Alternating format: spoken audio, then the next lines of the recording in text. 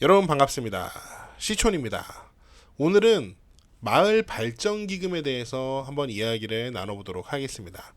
마을 발전기금, 마을 기금, 그야말로 마을 돈이죠. 마을을 위해서 기금을 조성할 수 있습니다. 그런데 문제는 악질적인 마을 발전기금이죠. 도시에서 시골로 한번 살아보겠다고 내려온 사람들한테 막 수백만 원씩 마을 발전기금을 내라, 그렇게 강요하거나 협박하고, 이거 마을 발전기금 안 내면 너 여기서 못 살아, 그러면서 길 막아버리고 수도 끊어버리고, 그런 일이 실제로 발생한다고 우리가 뉴스에서 많이 접하기도 했고, 그런 경험담을 생생하게 전해주는 유튜버들도 많이 봤습니다. 그렇다면 시촌의 경험은 어떤지. 저는 강원도 평창군 봉평면에 살고 있거든요. 봉평면에 있는 작은 마을에 살고 있는데, 과연 시촌은 마을 발전기금을 냈는지, 그리고 마을 발전기금을 또 어떤 사람들이 내고 있는지, 그 다음에 돈이 모이면 돈을 제대로 써야 되잖아요. 그 돈을 어떻게 사용하고 있는지, 저희 마을의 이야기와 제가 주변에서 들었던 다른 시골 마을 이야기를 한번 같이 해보겠습니다. 제가 시골에서 이제 7년 살았는데 7년 동안 경험을 해보니까 시골 마을들은 마을 기금의 측면에서 두 가지 마을로 분류가 돼요. 첫 번째는 마을 기금이 매년 계속 적립되는 부자 마을이 있습니다. 에이, 그런 마을이 어딨어. 그런 마을이 있습니다. 예를 들면은 그 마을에 아주 큰 규모의 사업장이 있거나 사람들이 굉장히 선호하지 않는 시설들이 있는 마을들이 있습니다. 뭐 영세한 거 말고요. 큰 규모로. 그러면은 그런 사업체나 그 시설에서 마을에 매년 마을 기금을 냅니다. 나쁘게 보면 자리세고, 좋게 보면은 지역사회에 환원하는 그런 개념으로 마을 발전 기금을 내고 있는데, 그런 마을들은 매년 거액의 마을 기금이 적립이 되다 보니까 주민들한테 뭐 회비나 마을 발전 기금을 받을 필요가 전혀 없습니다. 그런 경우도 있고, 또 제가 어떤 마을도 봤냐면은 어떤 사람이 이제 고향에 돌아왔는데 완전 부자가 돼서 금이 환영을 한 거예요. 돈이 너무 많아요. 그래서 자기가 이장을 한번 해보겠다. 직접 이장을 하면서 스스로 많은 돈을 마을에 기탁하는, 그렇게 해서 마을 기금이 굉장히 많아진 그런 마을도 저는 봤습니다. 두 번째로, 마을 기금이 거의 없는, 뭐 사람들이 가난한 것은 아니지만 마을 돈의 측면에서만 봤을 때 가난한 마을이 있어요. 제가 사는 마을이 그런 마을이에요. 저희 마을은 어떤 뭐 큰 사업체도 없고 기업도 없고, 그렇다고 해서 뭐 혐오 시설도 없고, 그러니까 이 마을 기금이 막 들어올 구멍이 없는 거예요. 이렇게 마을 기금의 측면에서 가난한 마을도 있습니다. 그럼 이번에는 마을 기금을 횡령하는 이장, 마을 기금을 투명하게 집행하는 이장에 대해서 이야기를 해보겠습니다. 물론 이 두 집단을 칼로 무자르듯이 구분할 수는 없습니다. 이게 사람이 횡령을 하려면은 주변의 시스템이 작동을 안 하면은 횡령을 하게 되고, 주변에서 감시하는 시스템이 잘 작동하면은 횡령을 하고 싶어도 못해요. 자, 우선 제가 실제로 시골에서 봤던 시장의 횡령 사례를 말씀드릴게요. 우선 제가 그 마을을 특정할 수는 없지만, 그 마을은 기본적으로 앞서 우리가 얘기했던 마을 기금의 측면에서 부자 마을, 마을 기금이 기본 많은 마을입니다. 당연하죠. 도둑도 돈이 있는 집에 들어가지, 딱 봐도 돈이 없는 집에 도둑이 들어가겠습니까? 그 마을이 여러 가지 측면에서 마을 기금이 많이 들어오는 마을이었어요. 그러니까 사람들한테 돈을 거둔 건 아니고, 마을에서 하는 사업도 있고, 마을에 어떤 사업체도 있고, 기금이 굉장히 많이 적립되는 마을이었습니다. 그런데 이장이 그 마을 돈을 자기 돈처럼 쓴 거예요. 쓰고 보니 그 돈이 1억 원이 넘었다고 합니다. 정말 상당한 돈이죠. 그런데 이장이 멋대로 그렇게 돈을 쓰는 동안 주변에서 감시해야 되는 사람들이 제대로 감시를 못한 거예요. 왜냐면 마을에는 이장도 있지만 마을 임원들이 있거든요. 부녀회장, 청년회장, 반장님들, 감사, 새마을 지도자, 다양한 사람들이 있어요. 그런데 그 사람들이 감시 역할을 제대로 하지 못한 거죠. 나중에 마을 사람들이 그 장부를 맞춰보니까 돈이 1억 원이 넘게 비는 겁니다. 그래서 이장의 횡령 사실을 알게 되고 바로 고발을 했어요. 마을이 그냥 발칵 뒤집혔죠. 뭐 그냥 난리가 났습니다. 그런데 결국 어떻게 해결이 됐냐면, 그 횡령을 한 이장이 마을 사람들 다 모여있는 데 가서 무릎을 꿇었대요. 제발 한 번만 봐달라고. 그래서 그 자기가 횡령했던 마을 기금을 모두 변제하는 조건으로 그 고발을 취하했다고 합니다. 그나마 늦게라도 마을 사람들이 장부를 맞춰보고 이장이 돈을 멋대로 쓴 것을 발견한 게 다행이었던 거죠. 여러분도 뉴스에서 이런 내용을 접하신 적이 있을 텐데 시골에서 이런 일이 가끔 일어나는 것 같습니다. 비슷한 케이스로 지자체에서 공적 자금, 그러니까 세금으로 마을에다가 어떤 시설을 해줬는데 그 시설을 자기 것처럼 사유화하는 그런 사람들도 있어요. 그 사람이 카리스마가 있는 건지 목소리가 큰 건지 모르겠는데 동네 사람들이 그 사람이 그거를 자기 것처럼 사용하는데 이의를 제기하지 못해요. 그런 마을들도 있더라고요. 반대로 마을 기금을 투명하게 집행하는 이장의 사례를 말씀드리겠습니다. 마을의 사례인데요. 제가 저희 마을을 뭐 자랑하려는 건 아니고 저희 마을이 돌아가는 방식이 그냥 상식적이고 합리적인 것 같습니다. 저희 마을은 앞서 말씀드렸지만 마을 기금의 측면에서 가난한 마을이에요. 돈이 많지 않은 마을이기 때문에 마을을 운영하다 보면은 돈이 필요할 때 어쩔 수 없이 마을 사람들이 조금씩 회비를 냅니다. 그래서 저희 마을은 1년에 회비를 딱 2번 걷는데 1년 중에 가장 큰 행사가 마을 체육대회입니다. 시골에는 아직도 체육대회를 많이 하고요. 모든 체육대회 이름이 한마음 체육대회예요. 그 중에서도 단연 최고의 체육대회는 면민체육대회. 결국에는 먹고 마시는 자리인데 그래서 음식을 엄청나게 많이 해요. 그러니까 음식을 준비하는데 돈이 상당히 많이 들죠. 체육대회 날에도 보면은 돈이 많은 마을은 부녀 회원들이 힘들어서 음식을 안 하고 그냥 출장 뷔페를 시킵니다. 얼마나 좋아요. 돈이 많으니까 뷔페를 불러서 마을 사람들끼리 푸짐하게 식사를 합니다. 그런데 저희 마을은 돈이 별로 없으니까 부녀 회원들이 기본 고생을 좀 하시고요. 각 집마다 3만 원씩 회비를 걷습니다. 그럼 대부분의 이제 마을 사람들이 3만 원씩 내고요. 어떤 분들은 5만 원도 내고 어떤 분은 10만 원도 내고 어떤 분들은 100만 원도 내기도 합니다. 그리고 체육대회 당일날 보면은 또 그 마을마다 부주를 받더라고요. 저는 처음에 시골의 부주 문화가 잘 이해가 되지 않았는데 시골에는 무슨 행사만 하면은 다 부주를 받는 자리가 있더라고요. 그럼 부주를 하고 싶은 분들은 또 뭐 5만 원이고 10만 원이고 부주를 해요. 분명히 체육회비 3만 원 냈는데 또 부주를 합니다. 그러면은 그 돈들이 또 마을 기금으로 적립이 되는 거예요. 사실 저는 도시에 살 때 제가 좀 어떤 스타일이었냐면은 힘들게 뭐 주고받냐. 웬만하면 주지도 말고 받지도 말자. 약간 그런 스타일이었어요. 제가 아이가 셋인데 아이들 3명 모두 돌잔치를 하지 않았어요. 사실 고민을 좀 했었는데 돌잔치를 하면은 제가 또 손님들을 불러야 되고 또 손님들은 또 빈손으로 오겠습니까? 그게 그분들에게 제가 초대는 했지만 부담이 된다는 생각이 강해서 돌잔치를 하지 않았고 만약에 친구가 돌잔치를 한다. 제 친구가 돌잔치를 하면은 웬만하면 그 돌잔치에는 가지 않고 아주 적은 돈으로 계좌이체로 성의만 표시를 했습니다.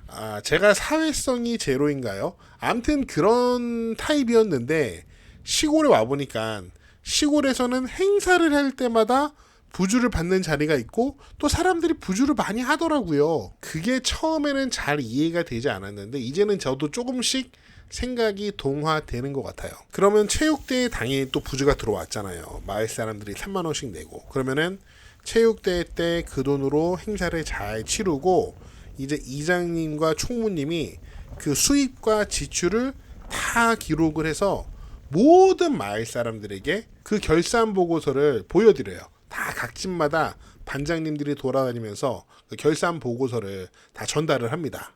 거기에 어떤 사람이 얼마를 냈는지 또 어떤 사람이 어떤 물품을 후원했는지도 다 적혀 있어요. 뭐 소주도 후원하고 맥주도 후원하고 돼지갈비도 후원하고 여러 항목들이 다 있습니다. 그러면 그렇게 행사를 하고 나면 대부분 이제 수입이 지출보다 많습니다. 와, 우리 마을 사람들이 마음이 좋은가 봐요. 그렇게 해서 체육대회 하고 남은 금액은 다시 마을 통장으로 입금이 되고 그 통장을 딱 찍어가지고 복사해서 마을 사람들한테 10원 한 장까지 다 보여줘요. 그 결산 목록을 보면서 특히 저는 누가 돈을 얼만큼 냈는지 좀 보게 되거든요. 그런데 저희 마을에 매년 체육대회를 할 때마다 그 회비로 100만 원을 내는 분이 있더라고요. 딱 한 명. 사실 남들 다 3만 원 내는데 100만 원 내는 거 쉬운 일은 아니잖아요. 제가 이야기를 들어보니까 그분이 기촌한 분이라고 하더라고요. 그런데 엄청 사업을 크게 하시는 분이래요. 돈이 좀 여유가 있는데 아무튼 매년 체육대회 할 때마다 그 사장님이 100만 원씩 내고 있다고 그런 얘기를 들은 적이 있습니다. 그 다음에 저희 마을은 겨울에도 회비를 한번 걷는데 여기가 강원도 평창이니까 눈이 엄청 많이 와요. 그럼 눈을 치워야 되는데 그 2차선 도로는 다 군에서 치워줍니다. 그런데 지금 보이는 저희 마을길, 이런 1차선 마을길은 원칙적으로는 자기 집 앞은 자기가 치우는 거예요. 그런데 눈이 많이 오면은 또 저희 마을에는 대부분 노인네들이 많이 사니까 눈 치우는 것도 힘들잖아요. 그래서 1년에 3만 원씩 제설비를 걷습니다. 그러면은 그 제설비를 제설 작업을 하는 분에게 트랙터 기름값으로 제공을 하고 그 제설 팀으로 이제 임명된 분들이 눈이 많이 왔을 때 이 길을 트랙터로 한 번씩 치워주는 거예요. 그리고 연말에 마을 사람들이 모두 모이는 회의를 한번 하거든요. 마을 사람이라면 누구든지 참여할 수 있습니다. 뭐 안 오는 것도 자유고요. 그럼 또 그날에 1년 동안 이제 그 마을 기금의 수입과 지출을 모두 정리해서 마을 사람들에게 보고를 해요. 물론 이제 감사도 감사 결과를 보고를 하고요. 저희 마을이 이렇게 마을 기금을 쓰고 있는데 제가 보기에는 되게 그냥 상식적인 선인 것 같고 되게 당연한 것 같아요. 저희 마을은 되게 재밌는 게 이장님이 함부로 또 마을 기금을 쓸 수가 없어요. 뭐 되게 당연한 거긴 한데 이장님께서 어떤 아주 작은 사업을 제안하셨어요. 동네 어르신들을 위해서 한 달에 5만 원씩만 한번 써보자 이런 제안을 하셨는데 마을 임원들이 대부분 반대를 하더라고요. 어쨌든 다수결의 원칙을 따라야 되니까 마을 임원들이 대부분 반대를 하니까 이장님도 그 한 달에 5만 원 지출을 집행을 할 수가 없었습니다. 굉장히 합리적이고 당연한 건데 저는 옆에서 지켜보면서 좀 이장님이 안 됐더라고요. 이장님께서는 큰 비용은 아니지만 마을 어르신들을 위해서 열정적으로 사업을 해보고 싶다 이렇게 말씀하셨는데 이제 다른 임원들이 그거를 동의해주지 않으니 앞에서 앞장서서 일하는 이장 입장에서는 좀 서운하기도 하겠다 이런 생각이 들더라고요. 뭐 그 마음은 서운할 수 있더라도 마을 임원들 사이에서 의견이 왔다 갔다 하고 다수결의 원칙에 따라서 어떤 결론을 도출할 수 있다는 것 자체가 저는 참 다행인 것 같습니다. 저도 저희 마을 임원 중에 한 명인데 저는 웬만하면 저희 이장님 편을 들어드립니다. 이건 제 개인적인 추측인데요. 전국의 시골 마을이 굉장히 많잖아요. 아마도 저희 마을처럼 상식적이고 합리적인 선에서 마을 기금이 운영되는 마을이 아마 더 많을 겁니다. 그런데 문제가 터지는 마을은 뉴스를 통해서 보도가 되거나 유튜버들이 이제 취재를 해가지고 유튜브 방송을 하는 거죠. 마지막으로 이제 제가 저희 마을에서 봤던 마을 기금을 내는 사람, 어떤 사람들이 과연 마을 기금을 얼마나 내는지 제가 봤던 내용들을 한번 여러분께 말씀을 드려볼게요. 우선 제 얘기를 할게요. 저는 이제 시골에 7년 정도 살았는데 제가 여기에 처음 이사 왔을 때 이 마을에 마을 발전 기금을 냈냐? 아니요. 저는 마을 발전 기금을 내라고 요구받은 적도 없고 마을 발전 기금을 낸 적도 없습니다. 지금 영상을 보시면 저희 집 2층 베란다에서 바라본 저희 동네인데요. 대부분 세컨하우스하고 기촌하신 분들이에요. 이분들도 제가 알기로는 마을 발전 기금 요구받은 적도 없고 낸 적도 없습니다. 저희 마을이 한 120가구 정도 되거든요. 그런데 이장님 말씀이 자기 본인도 절반은 누군지 모른대요. 그러니까 워낙 기촌하신 분들하고 세컨하우스 하시는 분들이 많아서 이장님이 뭐 다 알지도 못하고 그분들을 뭐 다 일부러 알아갈 노력도 하기도 어렵다 이렇게 말씀을 하시더라고요. 그런데 얼마 전에 제가 마을 발전기금 내는 분을 봤습니다. 저희 마을에. 어떤 분이었냐면은 얼마 전에 저희 마을에서 청년회, 막년회, 송년회를 했습니다. 제가 이제 청년회에서 거의 막내인데요. 대부분 이제 저도 몇 년 됐으니까 다 아는 사람들이죠. 그런데 어떤 분이 오셨는데 제가 모르는 분이 오셨어요. 그런데 나머지 청년회 회원들은 다 그분을 아시더라고요. 그러니까 알고 보니까 그분이 저희 동네 봉평 토박이에요. 그런데 우리 마을이 아닌 다른 마을에 사시는 분이에요. 그런데 우리 마을에다가 얼마 전에 가게를 하나 여셨어요. 사업을 시작했는데 그래서 저희 마을에 마을 발전 기금을 50만 원 기탁했다고 이야기를 들을 수 있었습니다. 이장님이 달라고 한 게 아니고 저희 마을 사람들이 달라고 한 게 아니고 그분이 스스로 마을 발전 기금을 내신 거예요. 그런 경우도 아주 최근에 봤고요. 그리고 몇 년 전에 저희 마을에 어떤 분이 카페를 차렸는데 그 카페를 개업하면서 제가 듣기로 한 100만 원 정도 마을 발전 기금을 냈다고 하더라고요. 그분도 스스로 내신 거예요. 근데 알고 보니까 그분이 이제 뭐 귀촌한 분은 아니고 원래 이 동네 출신 사람인데 이제 대학과 어떤 직장 생활로 서울에 나가 있다가 다시 고향으로 돌아오면서 카페를 차리고 그분이 직접 마을 발전 기금을 낸 건 아니고 그분의 부모님, 여기 계속 사시는 부모님이 마을 발전 기금을 냈다고 이야기를 들은 적이 있습니다. 아무튼 제가 봤던 저희 마을의 마을 발전 기금은 그런 모습이었어요.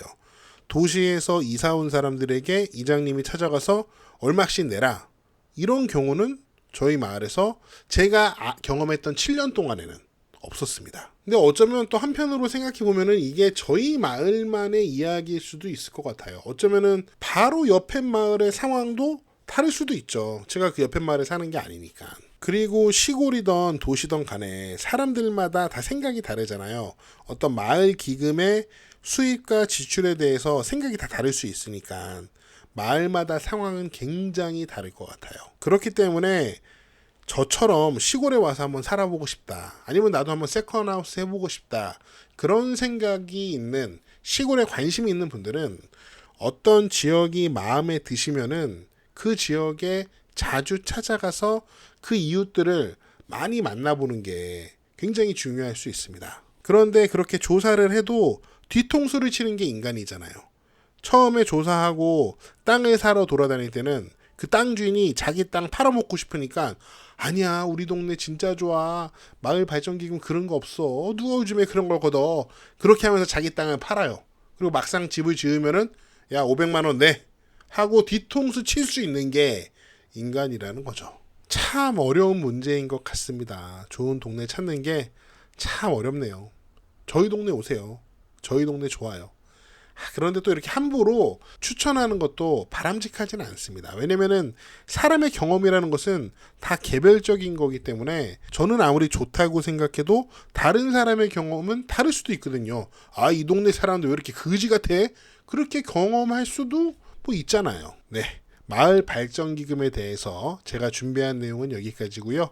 여러분 어떻게 보셨는지 다양한 의견을 댓글로 남겨주세요. 저는 다음 영상에서 더 재미있고 유익한 내용으로 돌아오겠습니다. 여러분, See you again.